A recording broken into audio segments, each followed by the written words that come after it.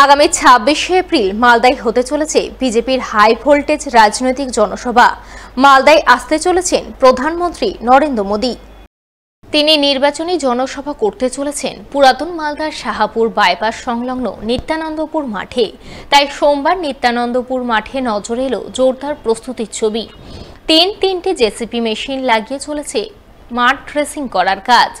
চলছে সভামঞ্চ তৈরির তোড়জোড়। এদিন সেই প্রস্তুতির কাজ খতিয়ে দেখেন বিজেপির উত্তর মালদার লোকসভা আসনের প্রচার ইনচার্জ তথা দক্ষিণ মালদার সহসভাপতি অজয় গাঙ্গুলি। তিনি জানান, প্রধানমন্ত্রী মালদায় আসছেন, তাই বিজেপি নেতাকর্মী সহ সাধারণ মানুষের মধ্যে ব্যাপক উন্মাদনা রয়েছে। আশা করছেন প্রধানমন্ত্রীর সভায় 4 লক্ষের মতো লোক হবে। এখনো পর্যন্ত গোটা দিনরাত কাজ হচ্ছে, বিশাল মাঠ, সেই জন্য সময় লাগবে। তদারকি সবসময় চলছে। এই তো 1:45 বাজে জেলা সভাপতির নির্দেশে এসেছি, দেখছি। আর অনেক দিন ব্যবহার হয়নি, সেই জন্য জেসিবি তো চলছে, 1, 2, 3টে চলছে।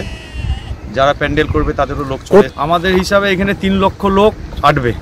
এবং মোদিজিকে কেন্দ্র করে যে উন্মাদনা শহর এবং মালদা জেলার প্রত্যন্ত গ্রামে, তাতে সমস্ত বাইপাস অবরুদ্ধ হয়ে যাবে এবং সমস্ত রাস্তাঘাট, বাড়ির ছাদ, আশেপাশে যা আছে সমস্তটাই উপচে পড়বে।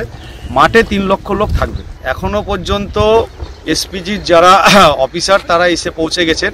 তারা যেভাবে নির্দেশ করবেন আমাদের সেই মতো নির্দেশ পালন করতে হবে, কারণ মোদিজির ব্যাপারে দলের কিছু থাকে না, এসপিজির হাতেই সবটা থাকে। তবে শুধু প্রধানমন্ত্রী নরেন্দ্র মোদী নয়, মঙ্গলবার 23শে এপ্রিল মালদায় ভোট প্রচারে আসতে চলেছেন কেন্দ্রীয় স্বরাষ্ট্রমন্ত্রী অমিত শাহ।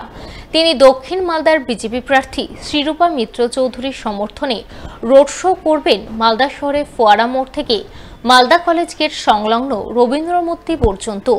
তাই রোড শোকে কেন্দ্র করে সোমবার কেন্দ্রীয় মন্ত্রী অমিত শাহের বিশেষ সুরক্ষা বাহিনীর আধিকারিকরা নিরাপত্তার নানান দিক খতিয়ে দেখতে পরিদর্শনে আসেন। এ প্রসঙ্গে বিজেপির দক্ষিণ মালদার সভাপতি পার্থসারথী ঘোষ জানান, কেন্দ্রীয় মন্ত্রী অমিত শাহ বিজেপি প্রার্থীর জয় সুনিশ্চিত করতে রোড শো করতে চলেছেন।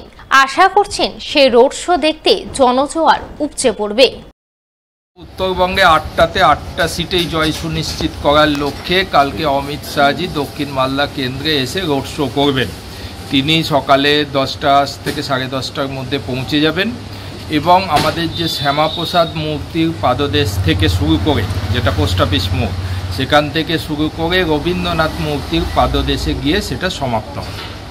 তো কালকে আমাদের যা প্রস্তুতি, যে এই কালকে মালদা শহরে একটা জনপ্লাবন দেখা যাবে এবং এই দক্ষিণ মালদার লোকসভার যে ফলাফল, সেই ফলাফল কালকেই মালদার মানুষের কাছে একটা পরিষ্কার চিত্র উঠে আসবে।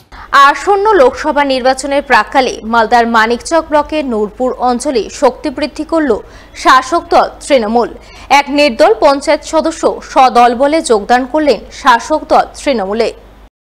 সোমবার এই যোগদান কর্মসূচি অনুষ্ঠিত হয় নূরপুর অঞ্চল তৃণমূল কার্যালয়ে। উপস্থিত ছিলেন মানিকচক ব্লক তৃণমূলের সাধারণ সম্পাদক হালিয়ার খান, নূরপুর অঞ্চল তৃণমূল সভাপতি ফায়াজ আহমেদ খান, অঞ্চল চেয়ারম্যান গোলাম নূর নবী সহ আরও অনেকেই। এদিন তাদের হাত ধরেই বরমপুর এলাকার নির্দল পঞ্চায়েত সদস্য রুকসার পারভিন বেশ কিছু কর্মী নিয়ে তৃণমূলে যোগদান করেন বলে জানা গেছে।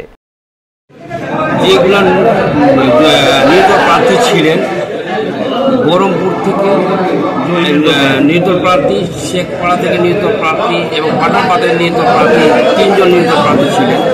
জয়ী হয়েছিল না? এরা কি জয়ী হয়েছিল পঞ্চায়েত? না, একটাই জয়ী হয়েছিল, যেটা বহরমপুর প্রার্থী ছিলেন, উনি জয় হয়েছিলেন। গ্রাম পঞ্চায়েত মেম্বার আপনাদের দলে আসলো? উনি আজকে আমাদের দলে জয়েন্ট করলেন।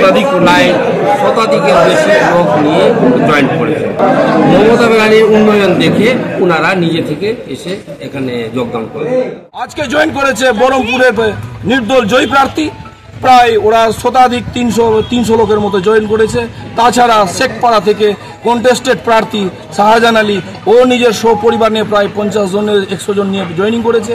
এবং আমাদের 10 নম্বর পঞ্চায়েত সমিতি নির্দল প্রার্থী যে কন্টেস্ট করেছিল মোতাসাম খান, তিনিও নিজের পরিবারে এবং নিজের দলবল নিয়ে আজকে জয়েনিং করেছেন। আমি ভাবি এবং নূরপুর অঞ্চল তৃণমূল কংগ্রেস ভাবছে আরও আমরা নূরপুর অঞ্চল তৃণমূল কংগ্রেস ক্ষমতাশালী হলাম।